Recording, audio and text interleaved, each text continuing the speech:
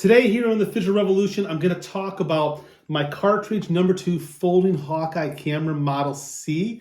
Absolutely gorgeous camera. I just put new bellows in it. I'm going to go over some of the processes.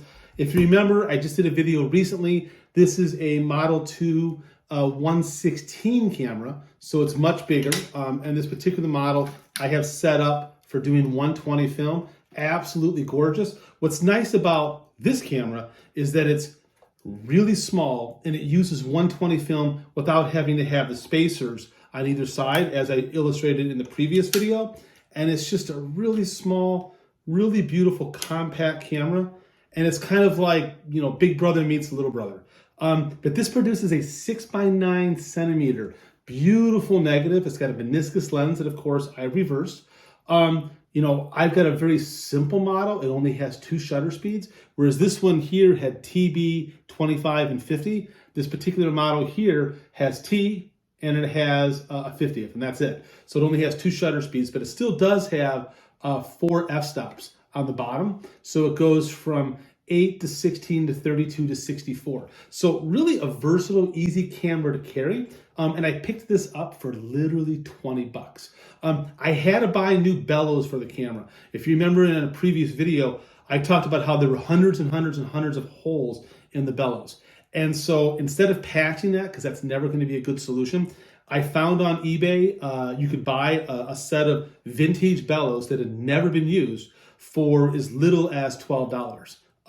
It's a little bit of a pain in the butt replacing the bellows in these cameras. What it requires is your existing bellows that you have to cut them out. There's really no way to take the bellows out of the camera in a good way. So you cut it off from the front standard, cut it as far back to the rear standard as you can.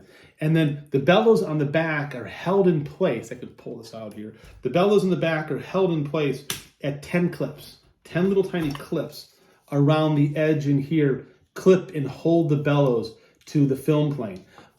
What's interesting about that is that I expected that there would be glue in there, some sort of balsam glue or something additionally. There's not. It literally was only being held by the 10 clips. If you're careful removing your previous bellows, you can get new ones in and still reuse those clips. I went to the hardware store and bought little tiny, you know, it looks like dental tools like this in order to help lift up those clips. And if you do it really gently, they won't break. If you're really aggressive with it, you might break one of the clips that hold the bellows onto the main body. If you do that, you would have to glue the bellows in. If you didn't have all 10 clips really securing, I would use a glue and the good clips at that time. But I was fortunate, I was able to get them all out. Additionally, on the front is held on by 2 rivets. If you look at the lens on the front board, it has 2 rivets. I can show you on this model, well, not really, it's sort of hidden behind the lens. There's 2 rivets that hold the bellows to that front standard, and then the lens mounts on. So the rivets are a pain in the butt. You've got no choice but to cut them out. So I used a Dremel tool, and from the back side, I just ground off the edge, and the bellows came right off the front standard. Reattaching was a little bit more difficult. Some people talk about putting like new screws and stuff in to try to hold it. None of that was really ideal. What I did is I went to the hardware store and I bought some very tiny, I'm not sure if you'll be able to see that, very tiny stainless steel button head screws. And I made the hole in the bellows in the standard just a little bit bigger. And on the front of the camera here, on the front standard, I piloted the hole just a little smaller than that. And what I was able to do was to take the stainless steel screw with an Allen wrench, and I was able to create a set of threaded holes on the inside of the front standard. So then I took that button screw and pushed it up through the bellows on the inside, through the clip that holds it to the front standard, and through the front standard. And what's nice is that it's just about a perfect flush mount finish. You can't even tell that I've really done anything, and yet it's far more secure because it's being held into, you know, 3/16 inch thick piece of aluminum that's really holding those 2 standards together. And it's nicer too because a lot of people talked about putting screws through the front and then having bolts on the inside, A, that's really hard to get your fingers in there, but B, I'd be worried that the edges on the bolt and the back of the thread could end up causing issues on your bellows down the road. So I don't like that. So this was really a cleaner, better solution. I also, like on the previous camera here, I wanted to have a ND filter for it. So as I mentioned in previous videos, I took a sky filter, which had a really nasty yellow gel, I don't have it here, on the inside, took the two pieces of glass, cut them apart. I've illustrated this in a previous video, and then put a 6-stop neutral density between the two pieces of glass. This works out really elegant because it just pushes onto the front of the lens, and then I have a nice 6-stop ND. I, of course, could turn this into any filter I wanted. It could be a red filter, a yellow filter. I could have multiple versions of this, but it's really nice to have that in my pocket when I'm out shooting. Everything else about this camera was incredibly clean, and I'm excited. I'll be shooting the test roll of it today.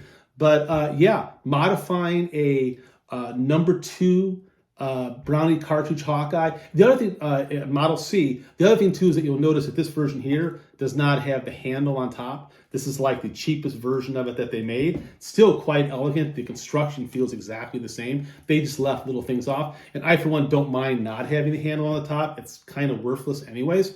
So if you want to modify one of these things, you absolutely can do it. It's not that difficult. The bellows are available on eBay. The bellows that you need for this particular camera are number 27717, so 27717. If you go on eBay and type in replacement bellows Kodak number 2 cartridge folding Hawkeye and type in that bellows number 27717, you'll absolutely get a dozen people sending bellows. Some guy was selling actually 3 for 20 bucks. I mean, it's so great. And they literally look like new. One thing that I did do, little last tip here, when you're pulling the bellows out, because these are original bellows, they've been sitting in this little plastic wrap for 80, 90 years. I sort of slowly opened them and allowed them to sort of relax. And then I put a little bit of Sedgwick. It's an English leather care. It's very gentle. And I just rub a little tiny bit into the outside of the leather, and I'm sort of letting it sit like this for a while now so the bellows and that hide can absorb that moisture and get pliable. But the bellows feel and look just absolutely perfect. So once again, for a camera that cost me 20 bucks and a set of bellows for $12, this is an absolutely amazing tool. It's amazing what you can do from a camera from 1926. Thank you very much for listening. Can't wait to hear your thoughts. Now go shoot some film.